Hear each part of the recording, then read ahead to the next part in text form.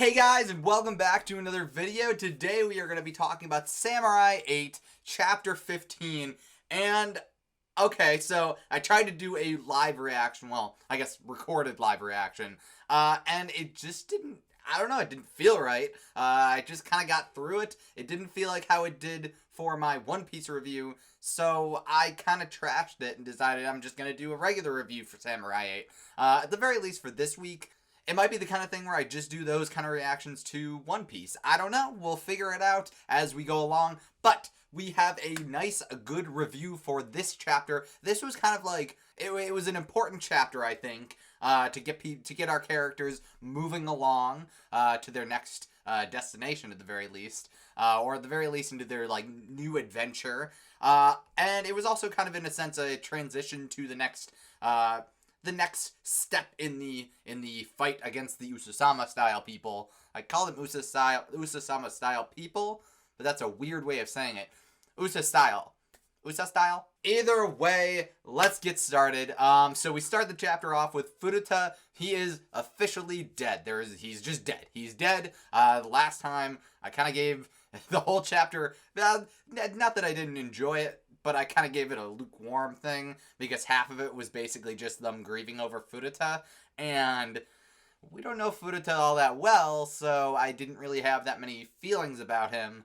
But he officially is dead. There's no coming back from this. He is buried in the ground. He has a gravestone, and a very nice one, too. His grave is actually very, very nice. I like the design of it. Much respect, Furuta. As Hachimaru and Daruma are kind of standing around Furuta's gravestone and talking, they end up kind of linking minds with each other, and they do this via their keys. And I really don't like their key. If it's one of those things where it's like, yeah, it's a cool thing. They're samurai. They're robots, essentially. They're like, well, they're biological robots, kind of more so. But they're really cool. But I don't know about the keys. It's basically their spinal column and like a little like skull. So it's a really weird thing whenever they pop them out of their heads and they're like their actual heads split into two, and it's really, really weird. And them being able to link them is also really weird. I feel like it's kind of the kind of thing where it's like their keys are like really close, and that's their key. You don't let anybody touch your key. And it's like, I don't know, it's a weird thing. Either way, I'll get off of that. They connect so that Daruma can basically just explain the details of the past between the Usasama and the Kongo Yaksha. So, we get some background stuff about the Usasama style. Turns out that the leader of the Usasama style, who is named Kala, used to be like a servant, or like basically the apprentice, more or less, of the like crazy god samurai Fudo Myoo. So that's pretty impressive. And I forget if we, like, at the beginning of the series, if we got like a direct timeline, or whether it's been like a long time. Like, a long, long time, like thousands of years or hundreds of years or whatever. Clearly the samurai don't die from, like, natural causes, because they're robots, and they die either when their will gives up or whatever, or when they just straight up are killed. So I'm wondering if there's, like, age restrictions for samurai, and they, like, eventually just kind of, like, stuff starts falling apart. But it seems like things, maybe they live a very long time, especially if the leader of Usasama style, Kala, was like serving under Fudo Myoo, who is this supposed god. In any event, Kala sounds like he's really powerful. He can apparently destroy planets, which is not terribly surprising, but also stars, I guess it depends on the star itself, but like thinking about like our solar system star, it's pretty big, especially compared to like the planets in our solar system. So, if you can destroy something that big, you've got to be pretty powerful, and that's pretty impressive. So, like, that makes me actually think about, like, Fudo Myoo, is that, like, the power creep in these kind of, like, mangas is just really, really weird, because it's always, like, somebody's got to be a, like, literal god power where they are so powerful that, like, why would they be able to be beaten? And then the main character comes and gets more powerful somehow. It's the whole, like, Naruto killing, well, I guess he didn't do it. Like, Naruto and Sasuke became essentially gods themselves. And so it's a weird situation with that whole thing. I digress, though. So, moving along, it sounds like the Kongo Yasha style people that had a bit of an issue with Kala and didn't really care for him kind of going off. He apparently abandoned the rest of the style, like fighting styles, and made up the Uzusama style in an attempt to gain power and become even more, I guess, godlike himself, presumably. So those of the Kongo Yasha stand up to the Ususama, and even more so, Daruma's master ends up standing up directly to Kala, and now they are in a constant conflict, I guess. It's probably more of a spiritual thing, like they're keeping themselves at bay. But the two of them are currently, apparently, and this is like where the like age restrictions kind of come into play with what I'm thinking here. It's like if Kala was serving under Fudo Miyoo, and Fudo Miyoo was known as like this like god samurai person. Like, how old is Kala, and then how old is Daruma's master, and then also how old is Daruma? It's a whole weird thing. Again, samurai in this series seem to age, like, at the very least, age much slower than normal, if they even age properly anyways. They definitely last a lot longer than normal people, that's for sure. So the two of them are kind of going at it, and again, I presume that it's more of a spiritual thing rather than just like, here is a like asteroid or something like that, and the two of them are just constantly clashing swords. I bet it's more like they'll eventually like find them, and it's like they're just sitting there, and it's more of a mental thing. Like maybe they're connected via their keys or whatever, and that's how they're kind of keeping each other active and in combat, but it's more of a spiritual thing. We also learned that Ata is considered the right hand of Kala, so he's pretty far up in the Ususama style hierarchy, if not like at the top, other than Kala. So that basically means that he wants to be God, but he's also serving underneath Kala, so it makes me wonder if he's like just using Kala and the Ususama style to get to his point of strength that he wants. Clearly, he is a little bit ravenous for power, so he's definitely got his own goals, and I wonder if at some point he will betray the Ususama style and ultimately try to take the power for himself. Which, now that I think about it, Kala wouldn't like that, so maybe Kala will like strike him down just as he thinks he's about to get the power. That'll be an interesting situation right there. We also learn a little bit about the boxes. So we have the Pandora's box, and we also have Mandala's box. Mandala's box, we know the Ususama style has, and they also have their keys that they manufactured. Unfortunately, they don't really work properly because Hachimaru siphoned off some of their abilities or their power, and they need it back in order to be, like, complete keys.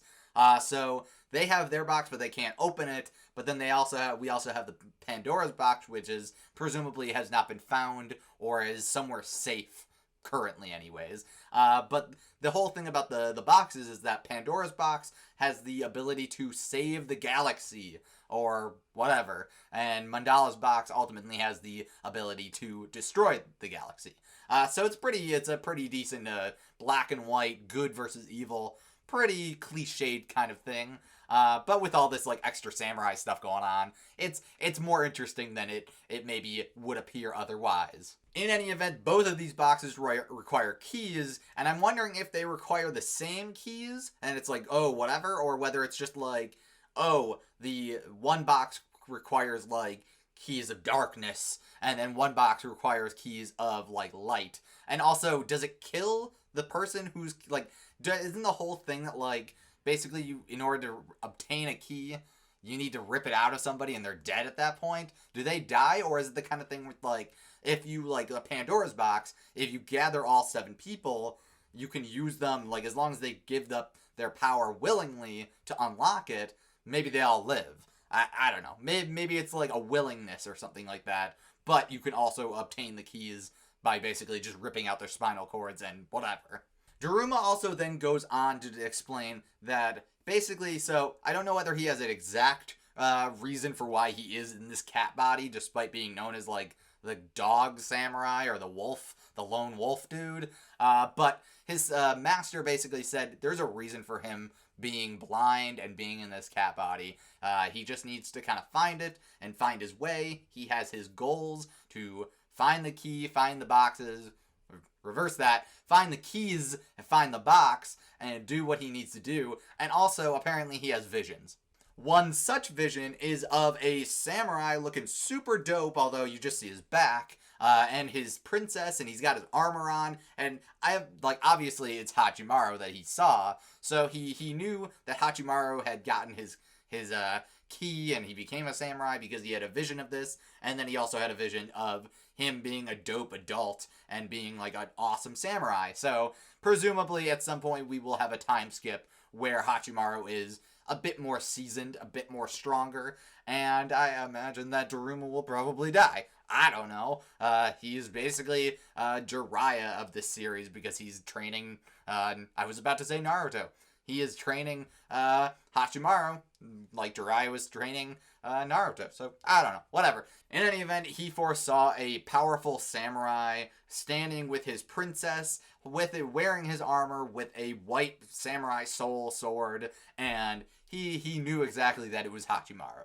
It would be a real twist, honestly, if it wasn't him, and it was somebody else entirely, and Hachimaru was like, he just coincidentally also was doing that kind of thing, and he kind of overcomes that despite not being the chosen one. We then jump very briefly to Hagamichi and An, who are talking to Hagamichi's princess, and they're basically getting permission to continue being with Hachimaru and Daruma. It's not safe for them to be just hanging around Hachimaru's house and the area around there, so they all gonna have to move along and travel at this point. They're definitely gonna travel to different planets. I think that'll be a really interesting plot point where maybe each arc has a different planet or whatever, and I think that'll be really cool. Finally, Hachimaru actually, so obviously in the last number of chapters we've had some battles, so there hasn't been time, but Hachimaru finally apologizes to An for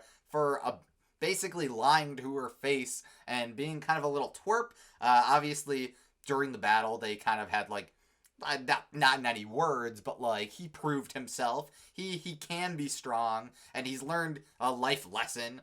So he's finally apologized for lying to her. She accepts the apology, and they have a nice touching moment.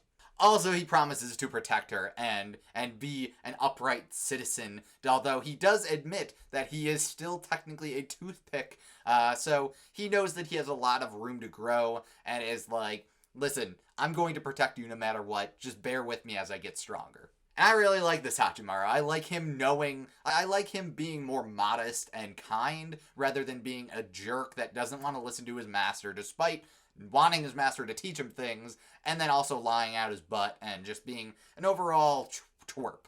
They all then get ready to leave the area and go to Daruma's hideout. Hagamichi ends up going to Akagi Castle, or at least heading in that direction. I think he's just going to go take care of some business and then eventually meet up with them. I don't think he'll be gone very, very long. Obviously, he still needs to be with his princess and protect her, and that's his number one thing. But I get the feeling he'll be back and forth and, traveling at least a little bit with Hachimaru, Daruma, and An. And now that I say that, I actually like them as a traveling group. I think the four of them? They're pretty good. They're a pretty good group. I like them a lot. Also, I really like the holders. So they all have their holders, and they ride them. And I like that, when they turn into, basically, plain bike things, I really like the look of them. The holders are super versatile, and they're really cool as not only just they're pets basically, but also they're mobility, they're vehicles. I really like them a lot. I like their designs a lot. Right now, the three of them are basically, they have wolves or something like that, or a horse. But I'd be interested to see something even more so different and out there, maybe a bird holder, which actually, now that I think about it, wasn't that one's, master samurai? Wasn't his a bird? So I want to see more of that. That's really cool. And Ata's is a dragon or something like that. So that's really cool too. So yeah, I want to see more holders. I think they're a really cool concept. Before they do take off, though, Hachimaru once again says his farewells to his father at his grave, and it basically reaffirms the promise that he's going to get stronger, he's going to protect everybody that he cares about, and that he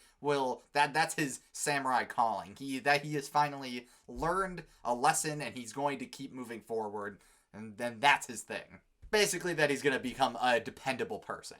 Now, the final little thing is them all traveling, and it turns out that the Muun, well, I call it the Muun because it's a weird thing. They spell it M-U-U-N, and they don't use the in front of it. So so they call it by like a proper noun. It is Muun.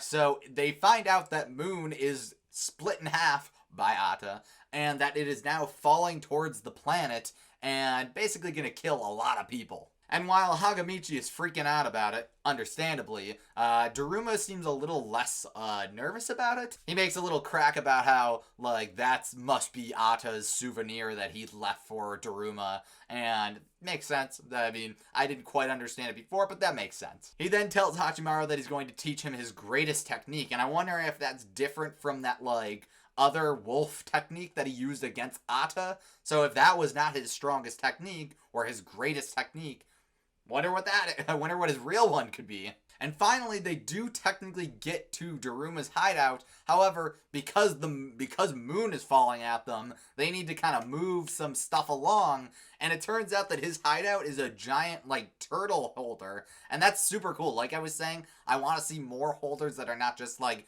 oh, here's a wolf or something like that. I'd like to see some things that are, like, really different. And this one's, like, I mean, granted, it's flying, so, like, they all kind of have, like, they don't all have, like, their normal, like, appendages for whatever.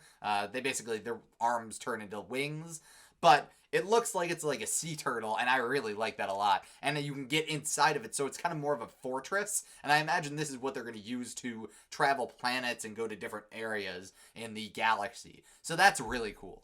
Overall, I enjoyed this chapter. Again, it was kind of, like, I feel like every chapter I say, oh, it's a transition chapter, but this was really kind of like a small, tiny baby transition chapter, basically getting us, like, okay, they're regrouping, they finished the battle with Ata, Hachimaru's learning something a little bit new about both himself and about his teacher, well, his teacher's teacher, I guess, and kind of a little bit more about the world outside of himself. And now they have to deal with the next big obstacle, which is Muun falling towards the planet. That's not good.